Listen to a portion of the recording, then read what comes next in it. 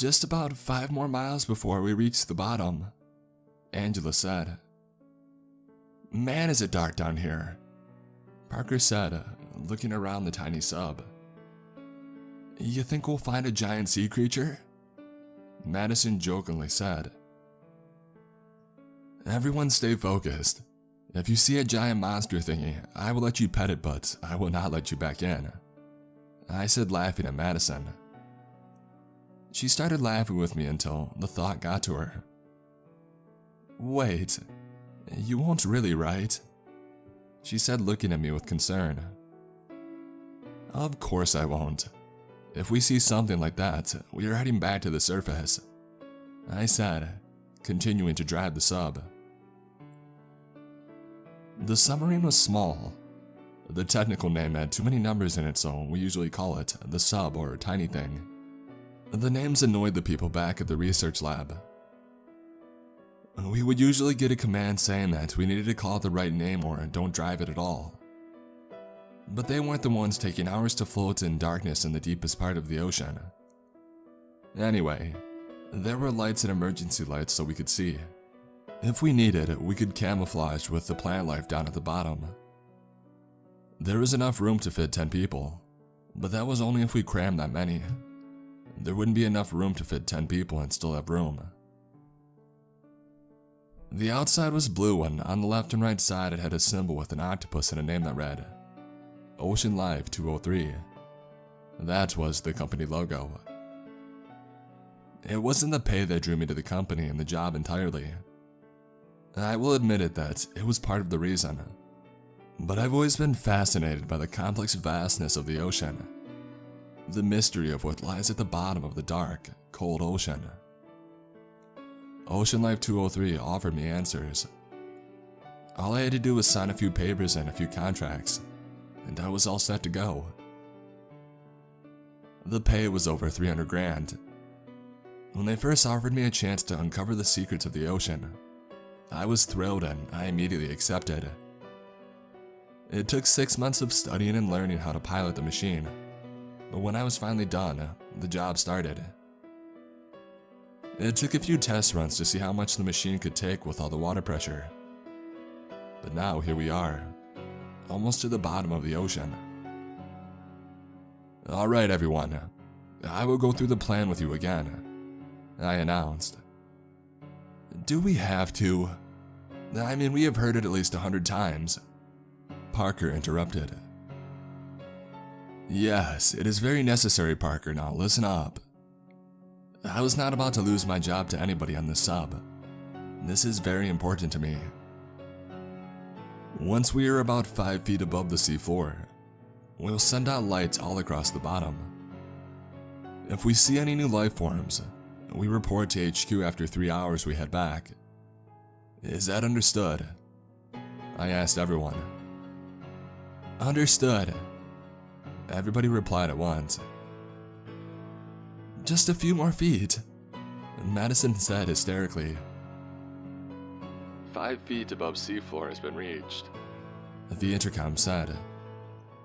All right, Angela, hit the lights, Parker yelled. I could tell that he was just as excited as I was. And who wouldn't be?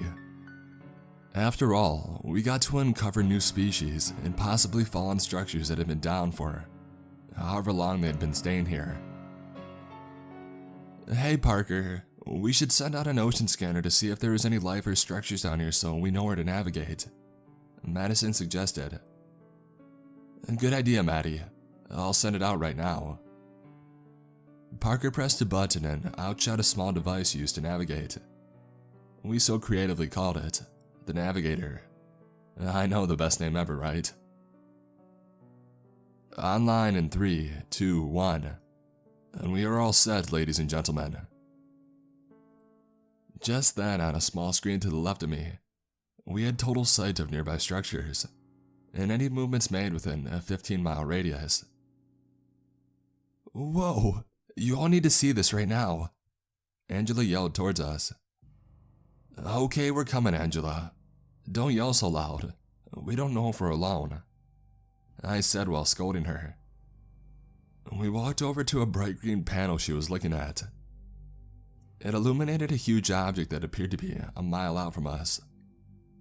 I may love exploring the ocean and uncovering secrets, but venturing into the dark and seemingly endless ocean off course just to see a structure didn't seem like a good idea.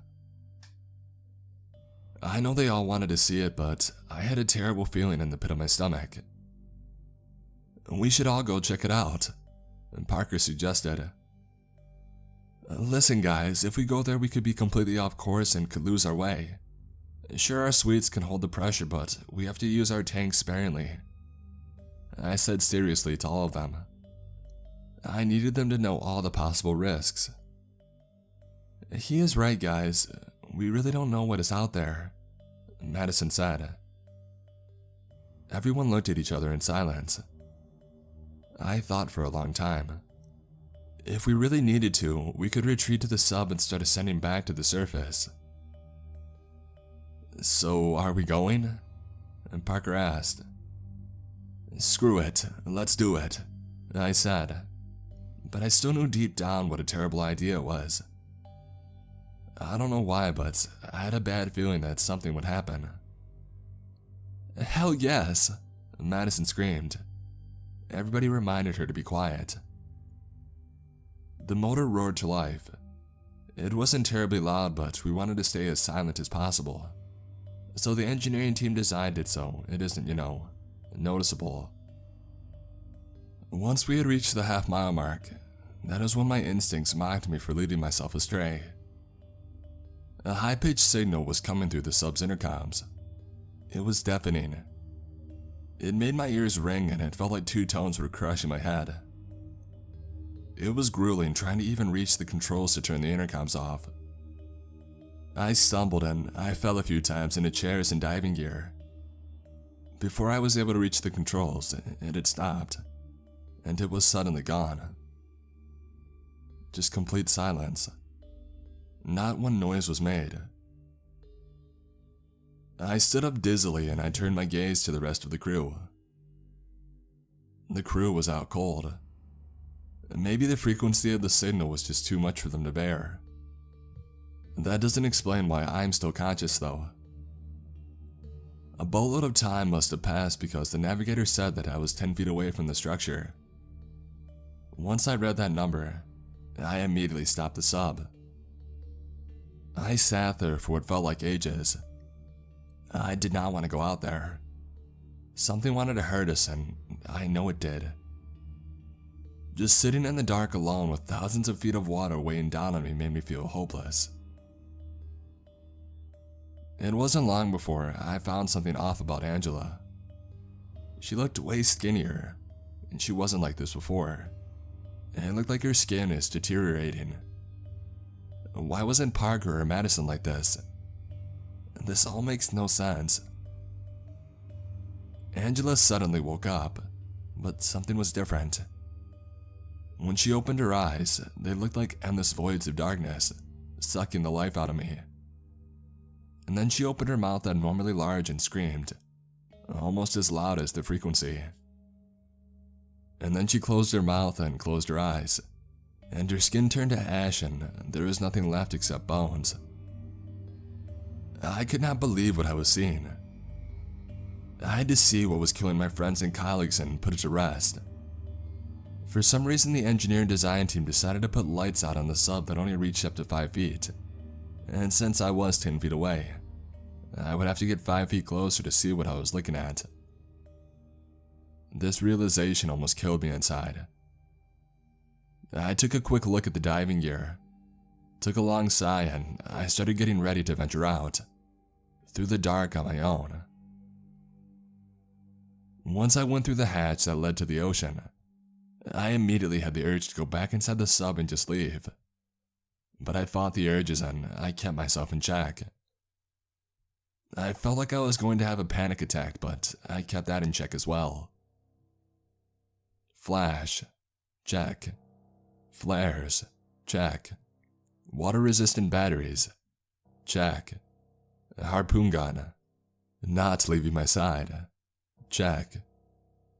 I whispered to myself. I wasn't going in alone. I could definitely feel the water weighing down on me, but the suit was working like a charm. "Oh God, God," I heard myself say. I heard a cry come from in front of me about 20 yards away. "Oh, for Pete's sake," I said. I started slowly making my way to the supposed structure. It was the most terrifying, lonely and cold swim that I had ever taken. Being in unknown territory made me feel sick to my stomach. I bumped into something. I flashed my light and it looked like a broken pillar.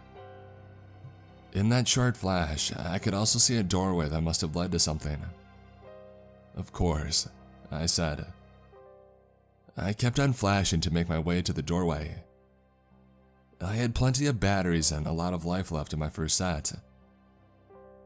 From what I could tell, the place looked ancient. No, I'm not going to say Atlantis, but definitely something. In my intercom, I heard a voice. It sounded like it was crying out for help. I couldn't distinguish its gender. I thought it might have been one of the crew members, so I screamed back in relief. "Parker, Madison, can you hear me? If you can, just hold on a little while longer. I'll be back." I replied to the cry for help, but all I heard was static interference. Oh God, how I wish I wouldn't have done that. I heard an inhuman screech, multiple of them, and somehow it wasn't muffled by the water, and I could hear it perfectly. It was like a gurgling noise mixed with a puppy's bark. I don't know how else to describe it. I had the urge to ignite one of my 8 flares. What I first saw was just a giant hallway held up by tumbling pillars of marble and stone. I swam around for a while until the flare almost burned out. I pulled out a second, and what I saw once I had ignited it haunts me every single day. Hundreds of scaly, wide-eyed, no-mouth creatures were staring directly at me from the ceiling, the walls, and even the pillars. They were gray, so they blended in with the stone.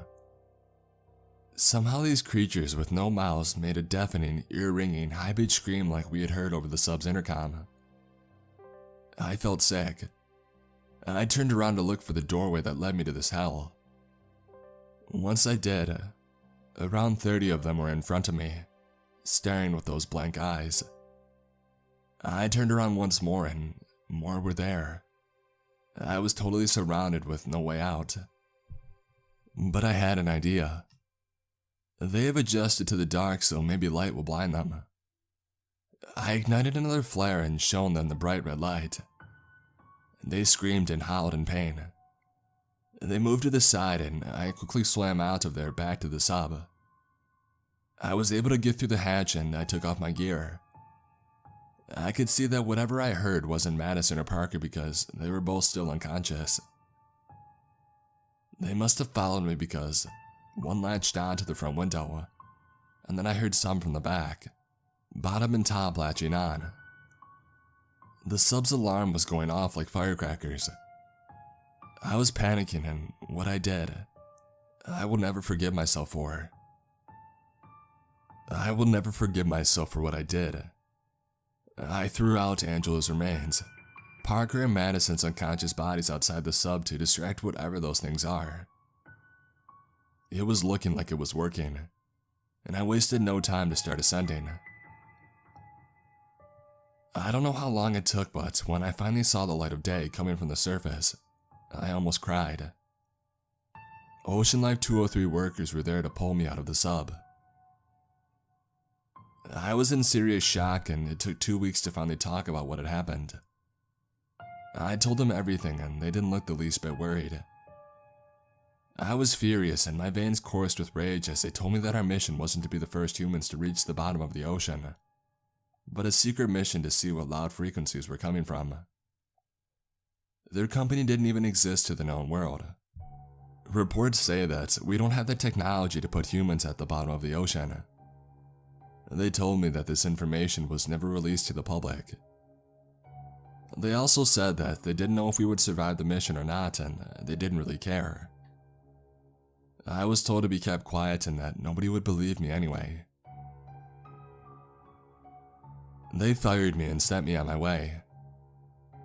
I couldn't believe that this was happening.